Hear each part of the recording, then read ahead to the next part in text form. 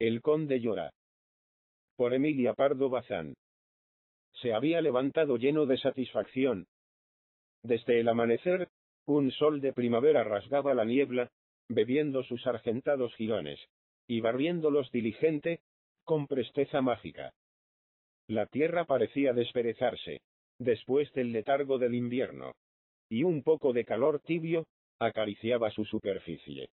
El conde vistió la blusa, no sin haber cumplido antes esos ritos de aseo necesario al hombre civilizado. Pasó por las luengas y enredadas greñas el peine y el cepillo.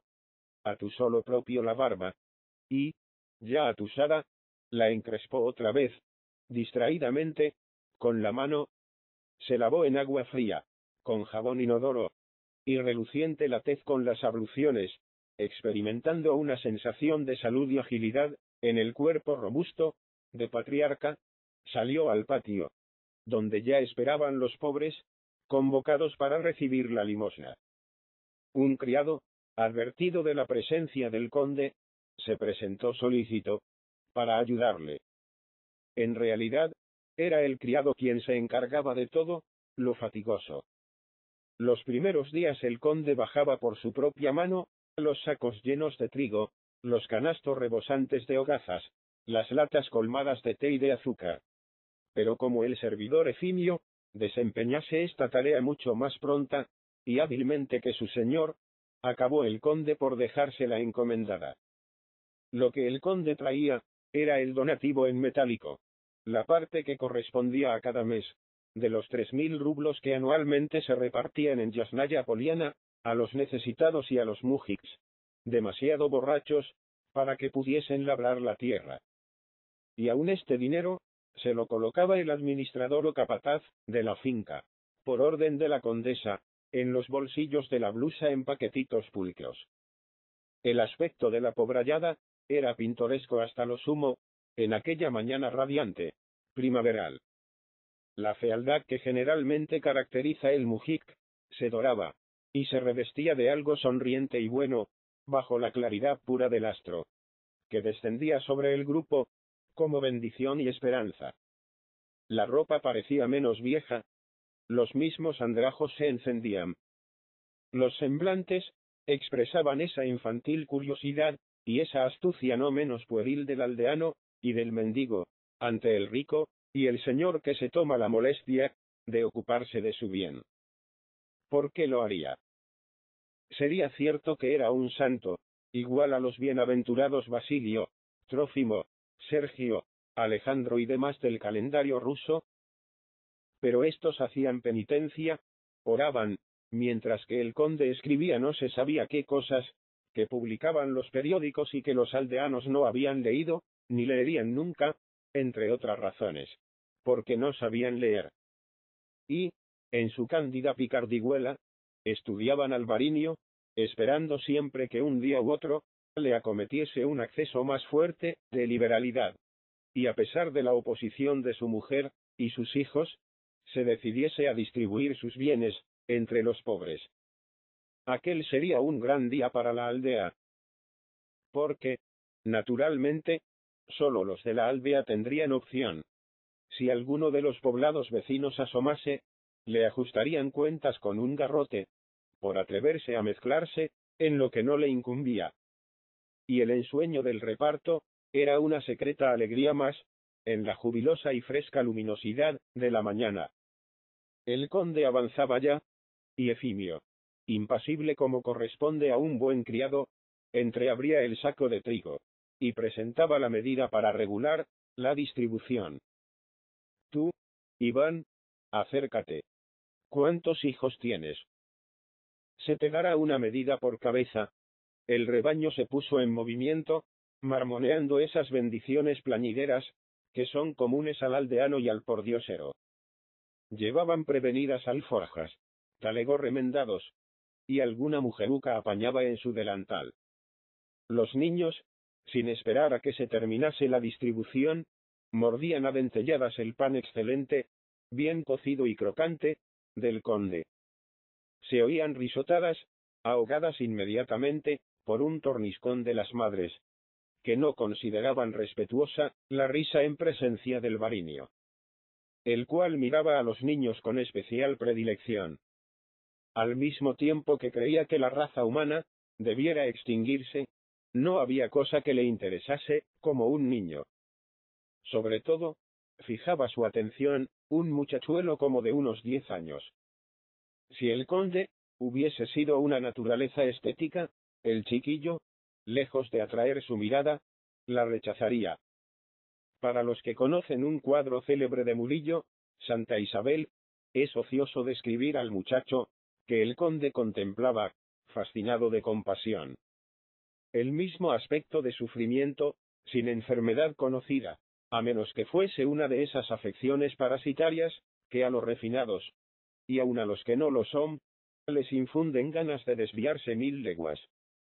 Y el rapaz, mientras con la diestra, empuñaba la hogaza hincándole el diente, con la siniestra, hacía el característico gesto de rascarse la pelona que tan felizmente sorprendió el gran realista sevillano. El sol caía oblicuo aún, bañando en lumbre clara la testa del tiñoso. El conde hizo un gesto, entre familiar y dominador. De mala gana, empujado por su madre, aproximóse el rapaz. ¿Eres hijo único?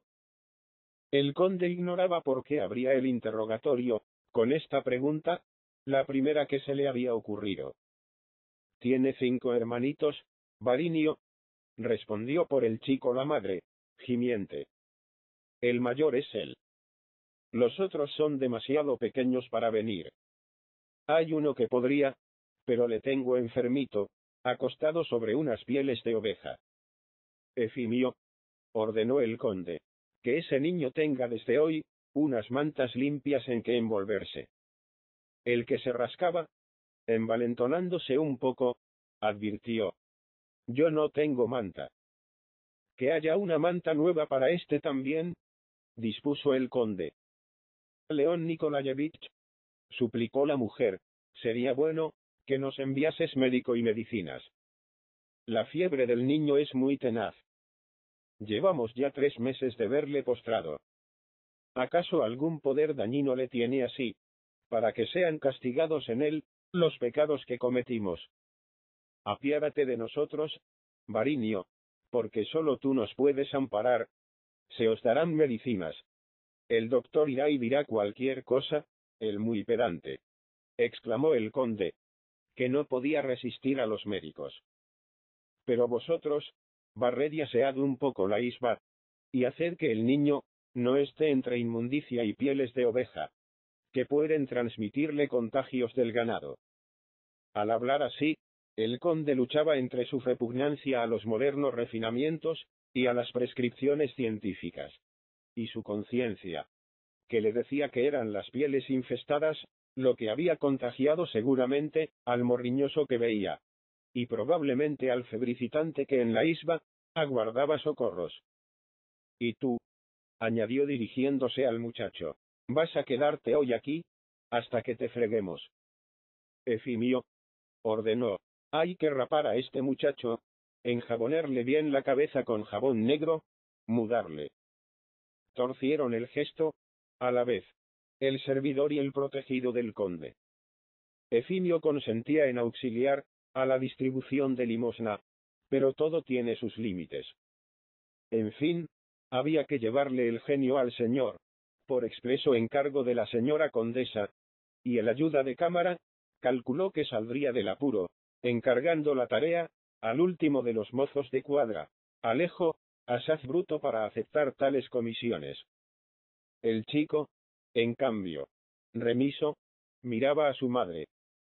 Esta, comprendiendo que de la limpieza no saldría el muchacho, sin alguna ropa mejor de la que usaba, le empujó hacia Efimio, que se le llevó en dirección a los cobertizos próximos a las cuadras y establos. Ya había comido el conde, en familia, excelentes potajes de legumbres y deliciosos platos de leche que la condesa dirigía al cocinero, cuando, al salir a hacer un poco de ejercicio saludable, se le presentó el muchachillo. Parecía otro. La clasitud y el tono gris de la miseria habían desaparecido de su piel, que aparecía linfática, pero suave y ligeramente rosada aún, del estregón. En su cráneo, se rizaban sortijillas de pelo corto, lavado, que brillaba como oro blanquecino. Sus ojos, purificados, eran de un cándido azul. ¿Te han tratado bien?, inquirió el conde. Sí, Variño. ¿Te han dado de comer abundantemente? Sí, Variño. ¿Ese traje te gusta más que el que tenías? Ya lo creo, Variño. Dime si deseas algo más. Toma, añadió el conde, poniéndole en las manos algunos cópex. Variño, ¿deseo algo?, repuso el chico. Y sus ojos resplandecieron de codicia. ¿Qué deseas? ¿Golosinas? No. Deseo un potrito, para montar y correr. Un potrito negro. Un potrito tan hermoso. Efimio dice que tú lo das todo a los pobres. Dame el potrito. El conde hizo una señal negativa. No tengo potrito que darte. Vete con tu madre, que te estará aguardando. El niño clavó en el conde aquellas dos turquesas de sus pupilas. La mirada tenía una expresión casi sobrenatural. Era la mirada del devoto, que ve caer del altar a la santa icona, rota en pedazos. Porque el señor mentía. En sus cuadras, existían numerosos potros de su yeguada, especialmente uno negro, del cual los hijos del conde se prometían maravillas. Y el niño veía derrumbarse algo, y el Variño sufría el peso de aquella mirada, como se sufre vergonzoso suplicio. Al fin, el chico agachó la cabeza. Y, con un movimiento especial, no es fácil decir si de reproche o resignación, volvió las espaldas, y emprendió el camino de su isba. El conde quedó inmóvil. Un sentimiento de desolación infinita se había apoderado de él. Dar un potro. ¿Y si el potro fuese lo único que representaría la caridad? Lo otro. Lo sobrante. Él tenía un potro que dar al niño. El niño sabía que podían dárselo, que el señor mentía. Y, con el alma triste hasta la muerte, el conde sintió que sus ojos se humedecían ante lo fallido de su caridad, con límite, de su caridad burguesa.